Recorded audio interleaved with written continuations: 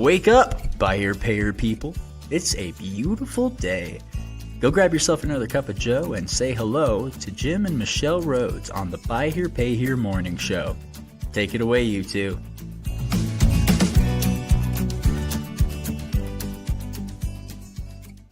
Hey, good morning, everyone. Happy Friday. Happy to have you here on the Buy Here Pay Here Morning Show, where Nathan Syme, dealer out of Birmingham, is sort of standing in for Michelle today. Michelle is under the weather and is being a trooper, kind of standing by to help out with some of the technical stuff, because I just always botch the buttons, Nathan. It's hard for me I can barely think about the stuff I'm supposed to talk about, much less remember which buttons to push and when. Yeah. So it's all good. We're happy to be here with you and have you to contribute to the conversation. We're just fresh off of our last V8 meeting of the month of January, where we recapped year-over-year data. And so while that information was fresh, seemed like a good time to bring it to our listeners and kind of give them a sense of what we have learned through that experience and kind of how the year has compared for a lot of our dealers. So I also need to make the announcement this morning that Nathan has become the COO of White Hat Way, and we're thrilled about that. He brings a lot of experience in a lot of areas in entrepreneurship. Ours is probably like the 14th business he's involved in now, but I exaggerate. But he's definitely involved in multiple things, and he continues to be a dealer. As you can see, he's in his location in Birmingham today, and so great. We're grateful, Nathan, for you to step in. You obviously bring a skill set and experience in areas that we really value and are going to benefit from a lot. So we're happy to have you be part of the program and part of the mission. Yes, well, I'm excited too. It's great to be part of a team of people that have a mission and a value set that matches mine and matches, I think, many of the folks that listen. And so when you want to be a part of something, you want to be a part of something that you feel makes an impact and a difference in people, and not just something that's a bunch of busy work. So I'm very thankful to be a part of the team, and I feel good about everybody that has been that I've been introduced to, behind the scenes that help make everything go. So I'm excited about it. I'm looking forward to it, and we're ready to rock. Yeah, good. We appreciate that. So we'll dig into the data. We've got numbers to talk about, and I just want to share before we jump in. I've got some additional detail on my side that you're not going to see on the screen today. But when we look at this pool of data, we're talking about a pool that represents dealers up to selling 1,000 a year. I mean, this is the kind of data pool that we're talking about. And in terms of numbers, these folks are selling. It looks like the total portfolio, or total pool rather, that we're going to look at today is in the $60 million of annual sales. So, you're talking about a pretty substantial pool of numbers. And it's just, I think when I do these kind of things, Nathan, I'm always thinking about some dealer who's, there's supposed to be 14,000 dealers out there. And yeah. If we think 500 of them are in a 20 group or a V8 group, then that means there's a whole lot of dealers out there that don't have a good point of reference. And those are the ones I think about when we have these kind of conversations and bring the numbers to give folks a feel for what's happening. And in particular today is to talk about how the year wrapped up versus 2024. And for us, that's where it started for V8. You were one of the initial beta members in the very first V8 group, one of the first 3 members, and late 23, and we kicked off data in 24. And so that's what really we're here to talk about, is kind of look over the numbers in comparison to that. Let me get that on the screen, and we can start to kind of share what it is that we're going over. So let me just kind of explain first that our volume. Our average in 2024 was 385 in this pool. Let me make sure I'm reading these numbers. No, 365. These numbers are kind of small, so I apologize. Because it's in document form, I think that's as large as I can make it for our viewers. But we were at 365 for an average for annual volume in 2024, and that was down to 346 in 2025. So that's small. It's a 5% decrease. It's just it's something to be aware of. We've heard dealers talk. You were part of that meeting last night, and then your own group earlier in the month. Right. And dealers are talking about it being slow. They're talking about a slow January right now. A lot of dealers talked about reduced volume, but basically what we're seeing is across this pool, it was only slightly down in terms of sales. And the the dollars were down about 3%. So even though the units were down 5%, the actual dollars must have come up slightly across this pool, because the actual dollars of sales were down from just over an average of 5 million to about 4.9. So just a slight decrease there. And then we get into gross profit, which, we don't, in our V8 meetings, I find we don't talk about these numbers a lot, the sales numbers and the gross profit numbers. We end up moving on to kind of the collections numbers, and maybe that's Right. during the conversation that direction. But I think as we kind of take the wide view and look back, gross profit, you can see on the screen for our viewers. And this is one of those podcasts where, you really probably want to catch it on YouTube, because we are going to be referring to numbers on the screen. I'll do the best I can to recount those for folks who are listening by audio only. But I would just say on gross profit, we're talking about just a slight increase. Dealers, again, we said prices must have been up some. Gross profit looks to be up some, a small amount, $39,000 annually on average. So just about a 2% gain in gross profit. So pretty minor. And then we get into charge-off numbers. So obviously, you've been part of these conversations. You've seen the data from your own group, Nathan. We know that charge-offs for most of our dealers were up in terms of count and in terms of dollars. Yeah. Right? So I didn't bring together the count for today. We can bring that as part of a future conversation.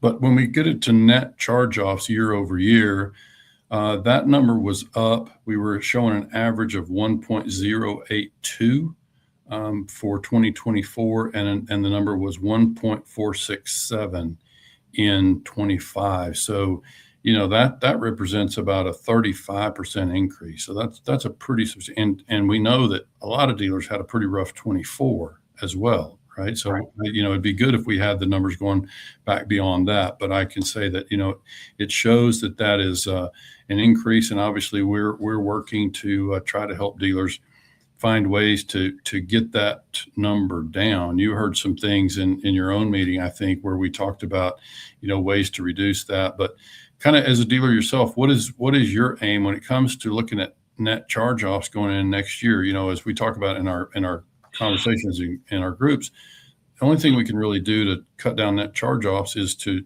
repo charge off less and to gain some recovery. Obviously, net charge-off for us is the gross principal balance of the charge-off at the time, or of the balance of the account at the time that the customer quit paying and ultimately charged off. And then we would bring back against that the recovery value of the repos that we brought back in. And so that gives us a net charge off. But so those are the only numbers. We can either reduce our charge offs, we can charge off less, or we can get more recovery. So your thoughts on how we might move those numbers going into 26? Yeah. I mean, I think the dealership conversations that I've had have been around working with customers more, being more creative in keeping them in the car. And so I think they're attacking just trying to keep the charge off from happening, and doing a little bit more to do that, because obviously sales are down, right? Sales are down, repos are up, cash flow is probably impacted by that in some way. And so the idea that, whereas before you might just say, hey, no problem, I can charge this off and have a new customer walk in the door, and as soon as it's ready to go and sell it. Now that's not so much the case. So maybe we're not as quick to pull the trigger on a repossession as we would have been before. Yeah. And and so and the other side would be, do you repo quicker? That's the other thought. So do you protect the the value of the collateral and go after it faster? I've heard it said by some dealers before, they want to trust the vehicle. They're not sure about the customer side. So Right. I think you could have a philosophy approach either way about which way you want to attack them. I think the V8 groups are a good place to have those back and forth conversations about that dichotomy. Do we repo quicker or do we work with them longer? Yeah, and I think there's it's always been a thing for me to differentiate between a repo and a charge off, because as you know, sometimes we can allow a customer to redeem if we feel like we've resolved the situation. Sometimes we're going to repo quickly, certainly early in the contract, we're going to repo quickly as a way of setting a tone and a measure of enforcement and accountability. And then if we feel satisfied that the customer has kind of learned from the situation and will behave differently going forward, then we could allow them to redeem and not have that result in a charge off. And I think the variable there is, we look at, is the customer a flight risk, so to speak? Are they, if we put them back in the car, if we have GPS and we know we can recover the collateral again, then we're really, when we allow the customer to redeem, we're taking a chance on, will they disappear or will they damage or destroy the collateral? Because if neither of those is the case, then we're really not taking a lot of risk in agreeing to put them back in the car. And so this is part of what I think we have to differentiate between actual repos and then charge-offs, right?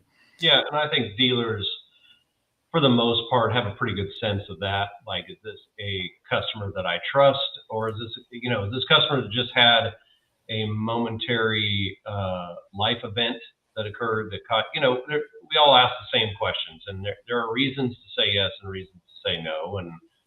And I think most of our dealers know what that is and have a good sense of it.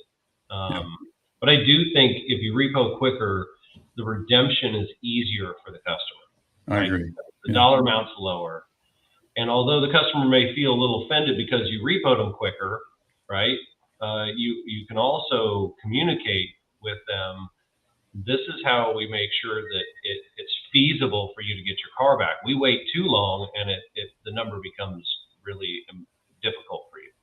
Right. Yeah, for sure. And I think the quicker we get in there, we also have to keep in mind that when a customer finances with us, especially for the first time, then all they really have to go on, besides what we told them on the day they bought the car, was whatever the experience they've had with other dealers in the past. If they finance with other buy here, pay here dealers, then they're used to doing business the way that dealer did business. And that sometimes we have to set a new precedent around that. And so that's part of what we try to do. So let's move on to net charge-offs as a percentage of sales. This is not a number I think about a lot, but I know from an accounting standpoint, a lot of CPAs and accountants would be looking at these kind of numbers. And so when you look at it like on the P&L or income statement, then we showed that in 2024, that number for this group was 19.4% of sales, and it was up to 27.7 in the year of 25. So, that's a pretty substantial change. I mean, you're talking about a 42% increase. And so that's pretty substantial when you look at it in that way. It's relative to how much business we're doing.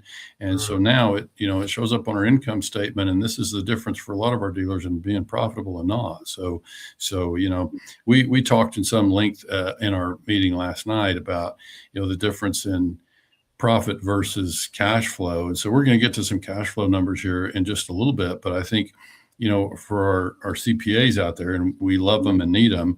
And I think for us, we recognize, obviously, in the work that you and I do, Nathan, is like it's important to differentiate. Sometimes the timing of the year, and especially even with our lenders, and we need those folks too. And I think sometimes those dealers who had a rough profit year last year had a decent cash flow year. So, they had more charge-offs, which meant what? They recovered more repos, right? They brought back in cash value on those repos. And so they might not have suffered as much on the cash side. So we'll get to those numbers next. And the last one I show on this particular sheet is interest income, which obviously this one is a reflection of to one extent, portfolio size, the amount of, so if we're growing, obviously our interest income should be growing as the portfolio increases. But then the other part of it would just be effectiveness at collecting. If our portfolio can be growing, or portfolio could stay the same, but we can collect more, and the interest income number could move. In this case, we don't have that exact breakdown about how many of these dealers were growing portfolios, but we do know that, and I didn't say that at the top of the broadcast here, that I did extract dealers that, one, we have a number of dealers in V8 who didn't join in time to have their 2024 data intact. So we had to extract those dealers. And then we had a few dealers who acquired portfolios, pretty sizable ones, which would move some of these numbers that we're talking about. So I chose to leave them out of the pool as well. But when you see the interest income, we were showing that the average came in at 1.16 call it 1.17 in 24, and that number was up to 1.38 in 25. So an increase of about 18% year over year with this particular group and their interest earnings. So again, back to, you think you're charging off or your portfolio is shrinking, and so it wouldn't have as much interest earnings. And so in this case, we actually did see some increase in interest earnings, which we don't have enough information here, because the results are going to vary across these operations as to how they did what they did. But it is interesting to see that they did, in fact, increase that. We can go to the next slide, Michelle. I think I can do it on my side. I would say that would make sense, right?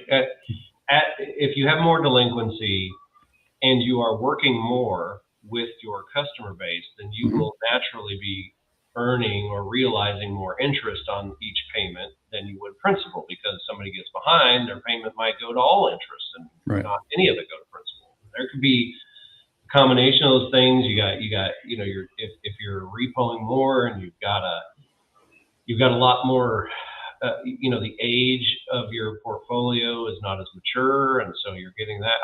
I would think that lines up with the other numbers that are there. Yeah, and I should explain that all the numbers that we look at in V8 are for banked or collected interest. We're not working with any accrued values at all. We're just looking at what actually went in the bank. So now we start to get into the cash flow information, and we take a pretty simplistic approach. In fact, Nathan, as I work with these numbers, I remind myself again and again, I'm so thrilled with how much information that we're able to glean from a small batch of numbers. As a dealer yourself, you turn in your numbers. I think we're at about 25 numbers that we capture from each dealer each month. How long does it take you, just generally speaking? I mean, total from pulling the reports to inputting it, maybe an hour, maybe, 45 minutes is probably somewhere in there. Yeah. Good. Yeah, I think that varies by software, but I've had dealers say they can do it in 20 minutes or whatever. But, I've also had dealers that struggle with it just because their software is not great. And, we're not. So we have to support the dealers in finding all the numbers, and so this is part of what happens there. But I would say, I'm just saying that we're able to do a lot of calculations and ratios off of those 25 numbers, and it becomes a lot of really meaningful stuff. So I think this cash flow section is a good example. So for those not seeing the screen, the way we calculate cash flow is we look at interest collected, we look at principal collected, which gives us a P&I collected, when we add those two together. And that average for this pool in 2024 came out to, we'll call it 3.3 million. So dealers collecting about 3.3 just in P&I in 2024. And then their repo recoveries in 2024 were another 446. That's a whole conversation about whether to treat repos as cash. I mean, we do for the purpose of this calculation, because in our way of thinking, whether a dealer liquidates that car at auction or, a wholesale car, you bring it back in, you stock it in at $3,000 wholesale value, whether you liquidate that car then at auction, Nathan, or whether you put it back in your inventory, it's effectively a credit toward your inventory. It's cash you didn't need to spend at the auction. And so we treat it like cash for that purpose.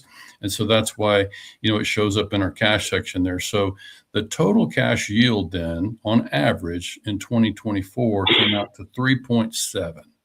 Call it 3.73 was the number for 2024.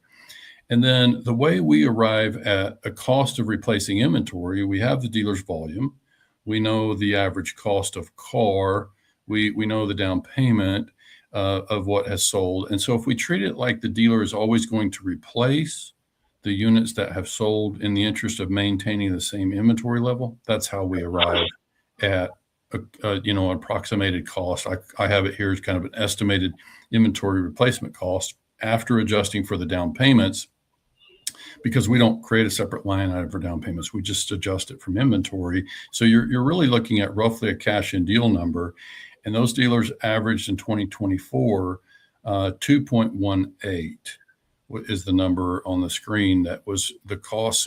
So dealers averaged in 2024 net cash flow before operating expenses. This is important. This doesn't include operating expenses. So dealers could go back and look at these own kind of numbers for themselves and get a feel for what, how that looks like in their own operation. But at 1.54 basically is our number after adjusting for the cost of replacing inventory. So all that's left to pay out of that really is going to be, we have our, your interest expense on a line of credit, or any kind of outside debt, external debt would be in the expense side, obviously. But if we have 1.5 in cash flow, then we're going to cover our expenses. And if there's money left over, we could, in theory, reduce our debt, or we could go on vacation, or, that's effectively would be cash in our pocket after we took out operating expenses. So this is the part we don't have a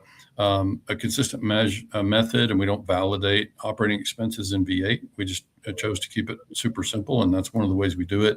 And so we don't lean on that number in our V8 summary. But your thoughts about those numbers? No, I like I like how the cash flow works. I think repo recoveries are absolutely looked at as cash. I know I see it that way. I can recondition this car and I didn't have to buy it again. Sure, that's money. Yep, that's cash. And so just jumping ahead then to the numbers for 2025, that bottom line number, net cash flow before operating expenses in 24 was 1.55, we'll call it. And in 25, it came out to 2.21. So an increase of almost $700,000. So, that's pretty substantial. So here we talked about all these, these profitability numbers are down, sales might be down. But in reality, our cash flow in 25 was better in this pool of dealers. And I'll just quickly note the repo recovery number was only up from 446 to 590, call it 591. Right. So not a huge difference. It doesn't make up for, and at a glance, it looks like P&I was up from 3.2 to 3.8. So, dealers collecting more. So it looks like, we might not have been selling as much. We were able to focus on collections, and even despite having the higher charge-off experience, we still managed to bank more money year over year. So I think that's an important thing to think about. And it's an illustration of how our business is just different. I mean, you finance a car today, Nathan's got a 3-year tail on it. You have profit this year. And, the charge off for that car, if it does repo later, you hope it doesn't happen in year one. Right. And so it's a tale that we deal with in our business that a lot of businesses don't have to contemplate. And so it's part of what happens here. Now, another example would be adjusted gross profit. So Michelle, do you mind putting that number on the formula or the explanation on the screen down at the bottom of our banners? Adjusted gross profit is basically gross profit plus interest income minus your net charge-offs. So the way I ask people to think about this is basically all the quote front end buy here, pay here profit, or lease here, pay here profit in your business before operating expenses. All right. So when we look at that number in 24, it came in at an average of 2.08.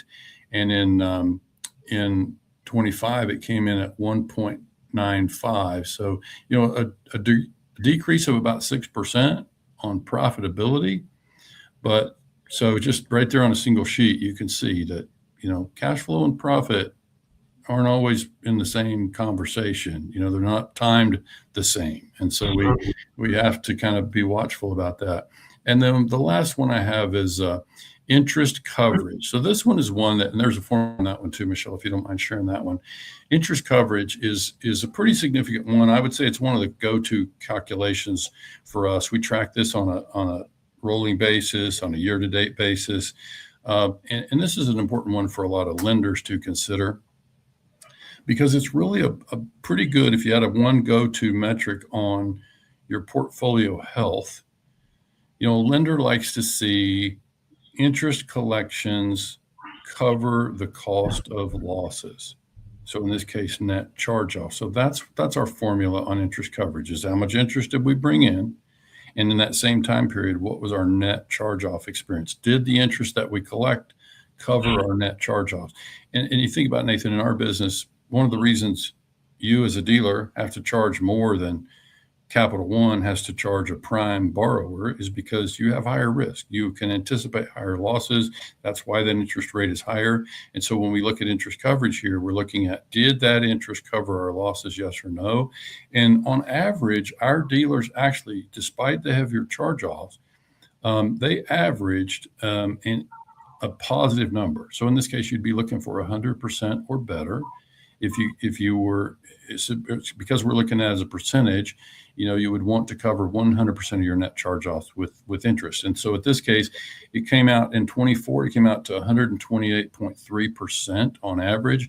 And in 25, it was down to 123, but still positive. We're still above the red line, so to speak, in terms of interest coverage. So, it's just it's meant to give a wide look. I think, this is something that we're just trying to give folks a feel for what is really changing. There's a lot of chatter. You see a lot in social media. There's a lot of, kind of end of the world kind of, terminology. Sometimes people are just really frustrated. And if you're in it from day to day, sometimes it can feel like you're having a tremendous amount of charge-offs. It feels like you're really getting beat up. And on any given day or week, it can be that way. But when you look at it in a broader picture for us here on 25 over 24, it's a mixed picture. It's, profit was one thing, cash flow was something else. And then this last one is a pretty good indication of portfolio performance.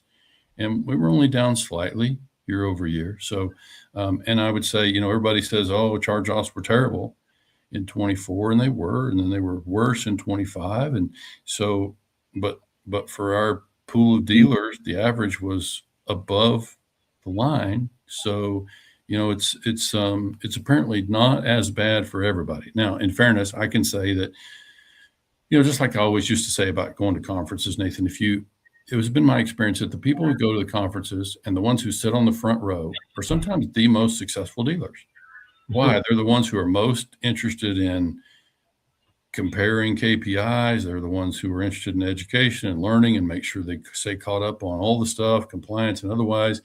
And so I think there's a chance that this V8 pool is something similar. Dealers who are in V8 are the ones who are attentive to their business. They're looking to make sure that they find ways to identify tips and ways to improve. So there's a chance that this pool represents that. We don't have any way to know that for sure, but I would say that's part of what we have to consider as we look at this. Is these are dealers who are at some level interested in improving their business. Right. So, yeah, and I think it sets it's the mindset of the dealers who are part of these groups would. Yeah, I see what you're saying. That's interesting. That makes sense. Yeah. And I think we saw some of that in our conversation last night. And we, as we've started the new year, we've just kind of been doing a little bit of a reset and checked with all of our members, because we know when people, as the dealers, make time to show up for these meetings or contribute the data that you're sending in every month, and then you give time to sitting in the meeting, then we want to make sure that it helps you move the needle. that we can see improvement in the numbers at the areas that matter most to you. So I think part of what we're doing and that you're helping us do as COO is, work through these kind of check-ins with dealers, see where we're at, find out exactly where we can add more value. And it's not all just in the data, but certainly we feel good about the data that we've compiled and continues to build. So. Oh yeah, for sure. And I would say, as in any organized business, you go through different phases. I was part of the original beta group. It was 3 of us, right? Yeah. We were just happy to have a bunch of guys that we could get together and have a common conversation about, Right. and be open with, and have some confidentiality, and then as this virtual groups have sort of taken off and matured, I think now you're dealing with lots of different folks at different stages, and I think that is impacting our need to change as well. And the real challenge for us is going to be making sure that we're connected to our dealers and understand what they need, and then be able to deliver that. Yeah. So, yeah. We accept the challenge, and we're looking to, we're 2 full years now in on our data. And so that's meaningful. And we're learning more about what works and what doesn't work in our virtual format. But yeah, I hope what we shared here today is useful. And I think about those dealers that are out there, just don't have a real good point of comparison, and they don't know, kind of what is possible, what are people doing. And so hopefully this kind of gives at least one point of reference. And obviously we would love to invite folks that are listening to jump in and be part of one of these groups. We group our dealers we basically set our grouping by number of accounts. So we've got 100 to 500 accounts, and then 500 to 2,000. And so we just kind of drop people in groups based on their portfolio size, and that's some reflection of the stage of their business. So again, reach out if you want to be part of a V8 dealer group. We'd love to hear from you. absolutely. Thanks, Nathan. Appreciate you joining us. Thank you, guys. All right. See you soon. Stand by just a minute.